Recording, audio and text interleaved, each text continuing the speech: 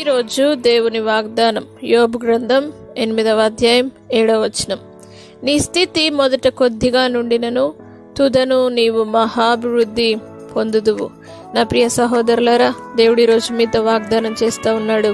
మీ స్థితి కొద్దిగా ఉన్నదేమో, ఆ కొద్దిగా ఉన్న ఆ స్థితిని దేవుడు తప్పకుండా మార్చి మహాభివృద్ధిలోనికి నడిపిస్తానని వాగ్దానం చేస్తున్నాడు. కాబట్టి ఆయన వాగ్దానములన్నీ కూడా క్రీస్తు యేసునందు అవును అన్నట్టుగా ఉన్నాయి. కాబట్టి మీ స్థితిని బట్టి, మీ యొక్క పరిస్థితిని బట్టి మీరు ఏమాత్రం ఆందోళన చెందకుండా దేవుడు మీ జీవితంలో తప్పక మహాభివృద్ధి కలుగజేస్తారన్న వాగ్దానాన్ని ఇదే దినం స్వీకరించండి.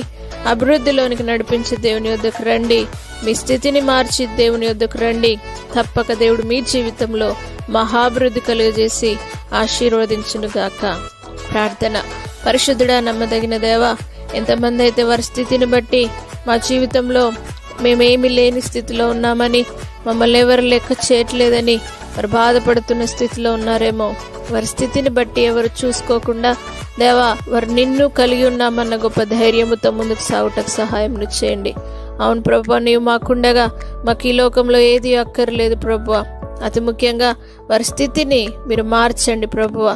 దేవా, ఎల్లప్పుడూ నేను స్తుతించుట ద్వారా వారి స్థితిని మారుస్తానని నీ వాక్యం సెలవిచ్చిన విధంగా ప్రతి ఒక్కరు నేను స్తుతించుదురుగాక.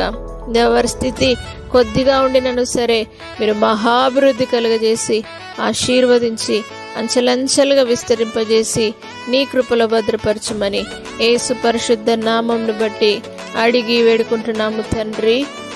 ఆమేన్.